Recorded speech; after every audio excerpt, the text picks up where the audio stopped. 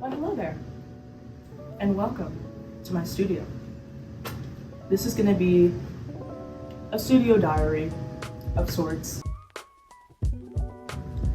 One thing I've realized over time, I've known it for a while, is that I'm a little bit neurotic, and it feels necessary for me to create outlets for that neuroticism. So, I've spent quite a long time here in Ye Studio, also known as my parents' basement, and tinkering away at my arts and crafts. Not to denigrate it. It's wonderful to be an artist. It's wonderful to need a creative outlet. At the same time, I do sometimes feel like I'm going crazy down here. And so I have published a number of videos online. I've put out different painted clothing pieces, paintings online. But I really haven't just expressed. And that's what I'm trying to do now. So this is the point of having a studio diary. I'm not gonna go too crazy with thinking of concepts, because that tends to be where my mind goes. I'm always trying to think of what's the concept? What are you trying to deliver? What's the message? Da da da da. And when it comes to putting out videos or making a piece of clothing, all that stuff. And I love that, that's great. But I think a casual diary-like thing would be useful for me, so I'm gonna do that.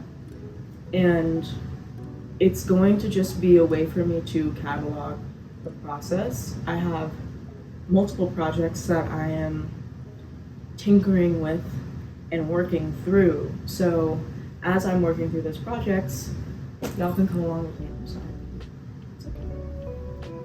It's okay. Before I get started on anything, I thought I would pull out some quotes that I had collected.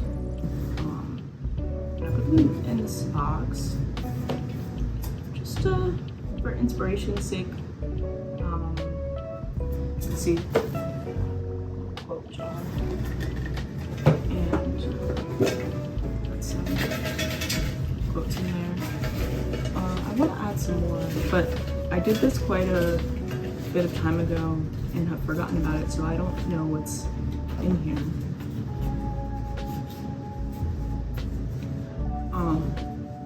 Okay. It always comes back to the same necessity. Go deep enough and there is a bedrock of truth, however hard, may start in. And I definitely got these quotes from The Artist's Way by Julia Cameron, where she has a bunch of quotes in the sidelines of the books. And so I just took some from there. So every good drawing starts with a line and some etch marks. So that's what I'm doing here, just going in to get the idea of what I want to make. Now, what I decided to work on for today is inspiration from tarot cards, and this particular tarot card is the Tower card. Now, I've been doing tarot designs and experimenting with them for a while now, and so I had come up with a basic image for the Tower card when I was doing my morning pages, which, speaking of Julia Cameron and The Artist's Way, that is a concept that she uses in her philosophy on how to access your artistic freedom. And what you do is you do morning pages every morning, 3 longhand written pages of basically brain dumping. And they're really useful. In that particular session that I did, at the end of it, just kind of was experimenting with these ideas of the tower.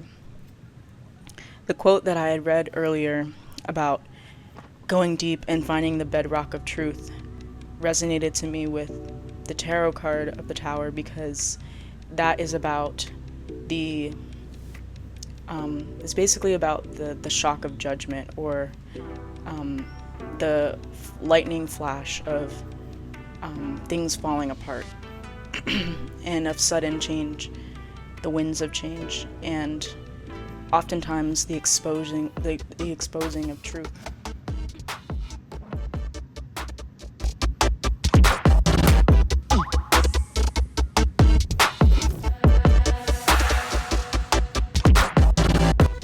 A lot of people, when they get the Tower card, get really freaked out by it because it is a seemingly dark card, and there is certainly some darkness to it.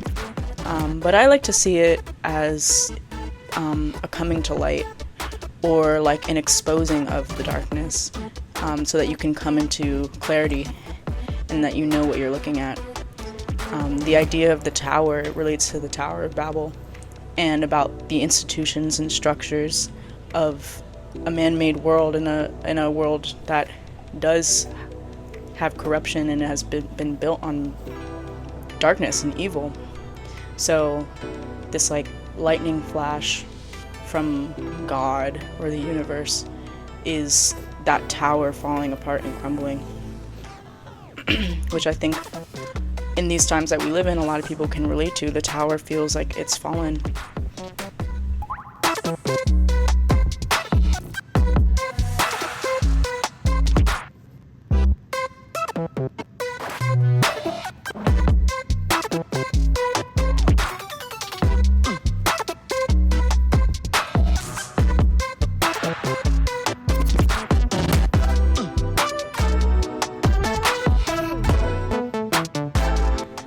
As you can see, I've gone in with this really potent red dye, which mimics, of course, blood.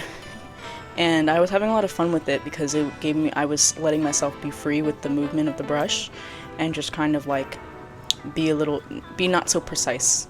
I think this image has a shaky energy to it, if that makes sense. So I didn't go for precision or clean lines and things like that. And then once I finished with the red, I decided that we did need some cooling colors, so I go in with a cooling, beautiful blue, which feels so good to watch back, and it felt so good to paint in the moment.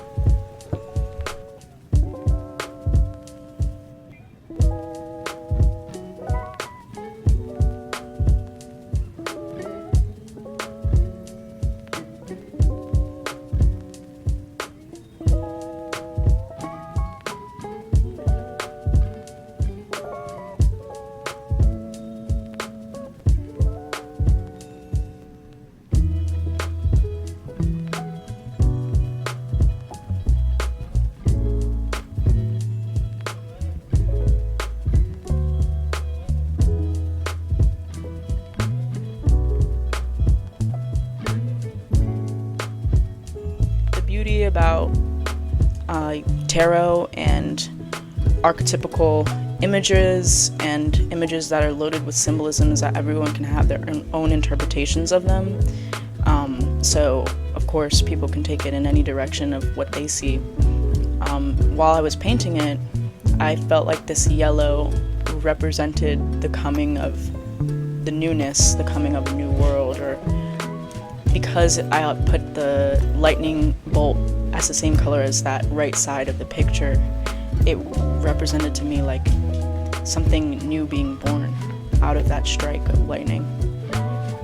And of course that's just my interpretation in the moment, but I know that as I will look back on this, it'll change for me and it might be interpreted differently by other people.